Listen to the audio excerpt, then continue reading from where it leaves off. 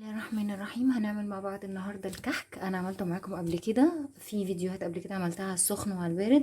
النهارده هعملها بالوسط. هقول بسم الله على طول في الوصفه. عندي هنا اي حاجه بس اخمر فيها.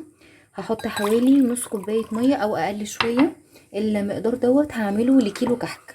وهحط كمان معلقتين سكر ومعلقه خميره وادوبهم كويس. بعد ما ادوبهم هركنهم على جنب لحد ما اخلص المواد الجافه اللي عندي ونكمل بقيه المكونات. عندي هنا كيلو دقيق متعدد الاستخدامات منخول وعليه ذره ملح. المواد الجافه سهله خالص. عندي معلقتين كبار لبن بودره، وكمان 3 معالق كبار ريحه كحك، ومعلقه كبيره محلب مطحون، وكمان معلقه وربع او معلقه ونص صغيره بيكنج باودر. هقلب كل المكونات الجافه عندي.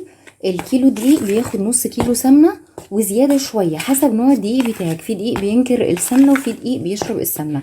انا بالنسبه لي هقول لكم لو خدت اكتر من نص كيلو حسب الدقيق ما يبقى معايا.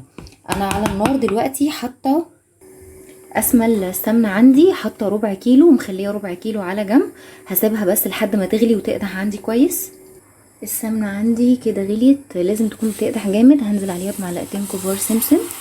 بصوا اول ما هينزل كده هيفور هطفي النار وابتدي احطها على الدقيق. بسم الله بسم الله. نخلي بالنا بس عشان الدقيق اول ما بينزل عليه السمنه بتفور. بسم الله. ربع كيلو السمنه الاخير هنزل بيه كده على البارد حتى هتلاقوه ما عملش فوران زي الاولاني. وابتدي ابس بقى الدقيق عندي.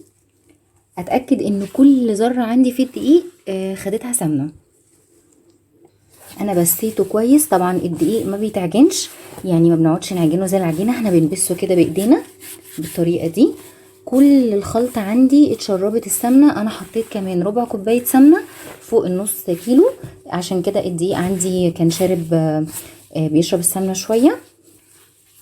وهو كده اتغلف بكل المكونات. اخر خطوه عندي هحط بقى الخميره، عشان كده ابتدينا بيها عشان تكون نجحت معانا. هبتدي اقلب برضو. بسم الله. بس نخلي بالنا الدقيق سخن شويه طبعا عشان السمنه اللي احنا قدحناها في الاول، فبس للاسف لازم نشتغل فيه وهو كده، ما ينفعش نسيبه لما يبرد. اول ما نلم العجينه عندي بالخميره هنبتدي بقى نشكله زي ما انتوا عايزين تعملوه ساده او بعجوه او بمكسرات، ليكم مطلق الحريه.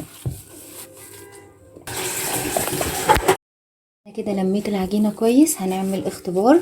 هناخد كوره كده صغيره، اهم حاجه ما تبقاش مفروله منك وما تشققش. هنحط كده صباعنا. بصوا زي الفل. انا هبتدي بقى اشكل. هعمله ساده شويه وهحشي شويه، وهوريكم بعد ما احنا نرصه في الصاج ونكون مشغلين الفرن عندنا مسبقا عشان نسوي على طول. لو انتوا عاملين اكتر من كيلو يعني انصحكم ان انتوا تغطوه بس شويه بفوطه كده نظيفه علشان خاطر ما يعملش قشرة وينشف منكم.